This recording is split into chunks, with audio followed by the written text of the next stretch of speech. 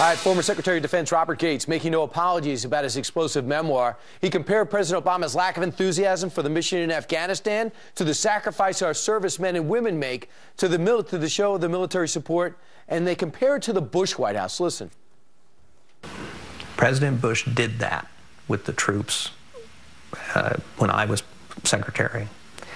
I did not see President Obama do that. And I said, and as I write in the book, it was this absence of passion, this absence of a conviction of the importance of success that disturbed me.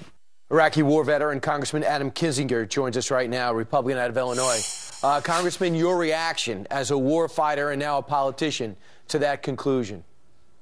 I think it's right on. I mean, look, you see it when you watch the two interact with the soldiers. I mean, you think of President Bush, and every time you saw him with the troops, you sense from the soldiers' perspective to him a very genuine appreciation for their commander-in-chief.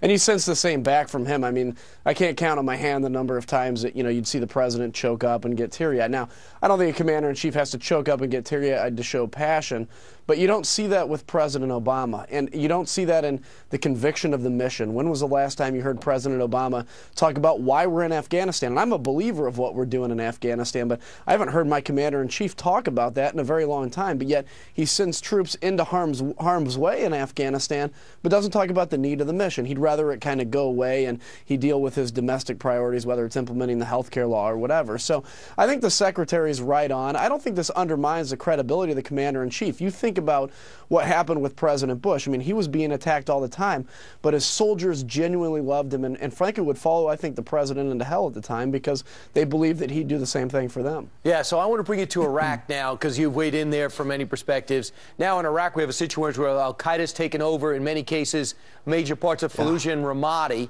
What do you think the U.S. can do? Now I understand al-Maliki suddenly open to our advice and assistance because he's unwanted even in that area which is dominated by Sunni, he being a Shia. What should we do?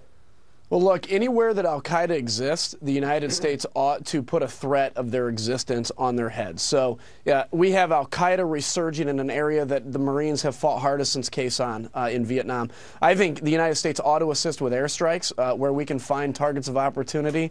I think we need to offer intelligence, surveillance, reconnaissance assets, anything that we can do to help the Iraqi government kick Al-Qaeda out. This is Al-Qaeda, America's chief #1 enemy, the people that shouldn't be able to rest anywhere in the world. I think it's imperative. We never should have left Iraq fully, but that was a mistake that unfortunately we can't reverse. As Senator Inhofe said, they have money. They can buy F-16s. We should train them to fly them. But in the meantime, you're saying we can help out tomorrow. Yeah, absolutely. Look, we have assets in Turkey. We have assets that we can place even in Baghdad or whatever. We don't want troops on the ground. We can't do that again. But flying an F-16 or an A-10 or a drone or whatever in to take out a bunch of bad guys, frankly, huddled in a house is something that we can and should provide. Al-Qaeda should never feel they're secure anywhere. If we have the ability to get to them. Congressman Kinzinger, thanks so much, and always great talking to you to continue to serve the country in many different ways. All right, coming up straight ahead,